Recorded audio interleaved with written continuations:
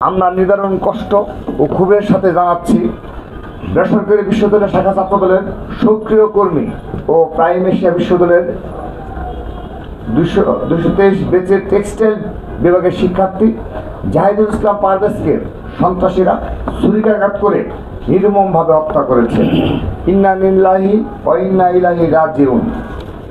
শনিবার 19 এপ্রিল 2025 বিকাল 4টায় বিশ্ববিদ্যালয় ক্যাম্পাসের সামনে এই বর্বর ঘটনা ঘটে। মরহুম জাহিদুল ইসলাম পারভেজ ময়মনসিংহ জেলার ভালুকা উপজেলার বিরুনিয়া ইউনিয়নের বাসিন্দা। আমরা মরহুমের পরিবার, আত্মীয় স্বজন ও সহপাঠীদের প্রতি সমবেদনা জানাচ্ছি। আমরা জেনেছি ঘটনার সূত্রপাত হয় যখন তিনি বিশ্ববিদ্যালয়ের আরও 2-3 জন শিক্ষার্থীদের সাথে বিশ্ববিদ্যালয়ের সামনে বসে সিঙ্গারা খাচ্ছিলেন। এমন সময় মেহেরাজ ইসলাম এবং আরও 2 জন ছাত্রী সহ কয়েকজন ওই পথে হেঁটে যাচ্ছিলেন। হঠাৎ করে তারা পারভেজকে উদ্দেশ্য করে, এদিকে তাকাচ্ছ কেন, এদিকে তাকালে চোখ তুলে নেব, এই ধরনের টিজিং ও উস্কানিমূলক বক্তব্য করতে থাকেন। পারভেজ জবাবে বলেন, কি দোষ করেছি ভাই। এতে তারা আরো উত্তেজিত হয়ে ওঠে। এক পর্যায়ে উভয় পক্ষের মধ্যে হাতাহাতি শুরু হয়। বিষয়টি মীমাংসার জন্য বিশ্ববিদ্যালয়ের প্রক্টর ডক্টর আব্দুল সালাম হস্তক্ষেপ করেন এবং উভয় পক্ষকে মীমাংসা করে দেন। কিন্তু প্রচণ্ড উচ্ছৃঙ্খল মেহেরাজ ইসলামগণ বিশ্ববিদ্যালয় কর্তৃপক্ষের করে দেয়া এই মীমাংসা মানতে অস্বীকৃতি জানিয়ে 10-15টি লাশ ফেলার হুমকি দিয়ে বহিরাগততা ডেকে নিয়ে আসেন এবং পারভেজের উপর পরিকল্পিত হামলা চালায়।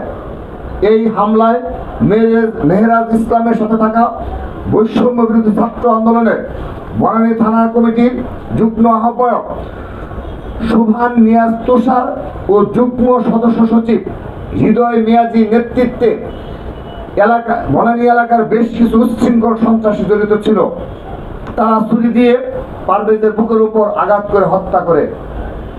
বিশ্ববিদ্যালয়ের প্রক্টরের মীমাংসার পর যখন সন্ত্রাসীরা হুমকি দামকি দিচ্ছিল, তখন শহীদ পারভেজ বিশ্ববিদ্যালয় কর্তৃপক্ষের কাছে নিরাপত্তা চেয়ে আপত্তি জানিয়েছিল, কিন্তু কর্তৃপক্ষ বা প্রশাসন কোনো ধরনের সহায়তা করেনি। আমরা বাংলাদেশ জাতীয়তাবাদী ছাত্রদল দৃঢ়ভাবে বিশ্বাস করি, পারভেজ ইসলামের উপর চালানো এই হামলা ছিল পূর্ব পরিকল্পিত, নতুবা তুচ্ছ একটি ঘটনার জেরে প্রক্টর কর্তৃক মীমাংসার পরও একজন মেধাবী ছাত্রকে প্রকাশ্যে বিশ্ববিদ্যালয়ের সামনে ছুরিকাঘাত করে হত্যা করার প্রশ্নই আসে না। আমরা এই নৃশংস হত্যাকাণ্ডের তীব্র নিন্দা প্রতিবাদ জানাচ্ছি এবং অবিলম্বে এই হত্যার সাথে যারা জড়িত সন্ত্রাসীদের দ্রুত গ্রেপ্তারের দাবি জানাচ্ছি। প্রিয় সাংবাদিক বন্ধুগণ, বেসরকারি বিশ্ববিদ্যালয় সহ বিভিন্ন শিক্ষা প্রতিষ্ঠানে ছাত্র দলের কার্যক্রমকে বাধাগ্রস্ত করার জন্য বৈষম্য বিরোধী ছাত্র আন্দোলনের ব্যানারে কতিপয় রক্ষী বাহিনীর মতো সন্ত্রাস ও দখলদারিত্ব কায়েম করেছে। তারা বিভিন্ন ক্যাম্পাসে ছাত্র দলের কর্মীদের মবের ভয়ভীতি দেখিয়ে ছাত্রলীগের স্টাইলের সন্ত্রাসের পুনরাবৃত্তি করেছে।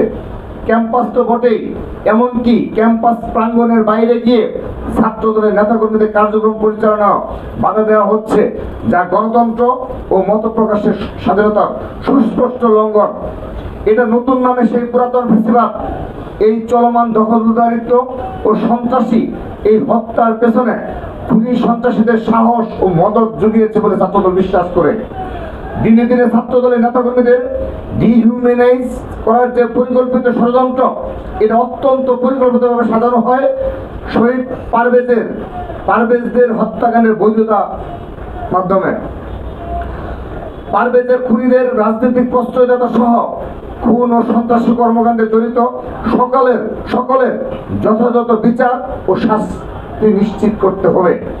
শিক্ষা প্রতিষ্ঠানে ছাত্রদলের সাংগঠনিক কার্যক্রমকে বাধাগ্রস্ত করার উদ্দেশ্য নিষিদ্ধ ঘোষিত সংগঠন ছাত্রলীগের অপকৌশল অনুসরণ করে বৈষম্য বিরোধী নেতারা দীর্ঘদিন ধরে ছাত্রদলের নেতাকর্মীদের নানা ধরনের হুমকি ধমকি দিয়ে আসছিল।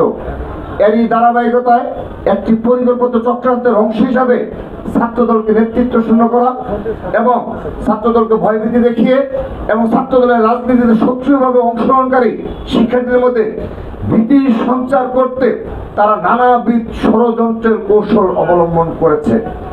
এই হত্যাকাণ্ডের বিষয়ে বৈষম্য বিরোধী ছাত্র আন্দোলনের ভেরিফাইড ফেসবুক পেজ থেকে অশোভনীয় ভাষায় যে পোস্ট দেওয়া হয়েছে, আমরা তার নিন্দা জানাই।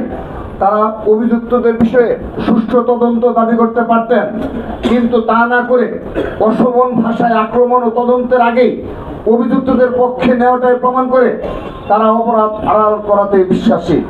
আমরা মনে করি এই সংগঠনের প্রতিটি কমিটিতে যেভাবে সাবেক ছাত্রলীগ সন্ত্রাসীদের ঠাঁই দেওয়া হয়েছে, তারা যেভাবে সাবেক ছাত্রলীগারদের পুনর্বাসনের দায়িত্ব নিয়েছেন, এই অশোভন ভাষা সেই প্রক্রিয়া ও চরিত্রের বহিঃপ্রকাশ।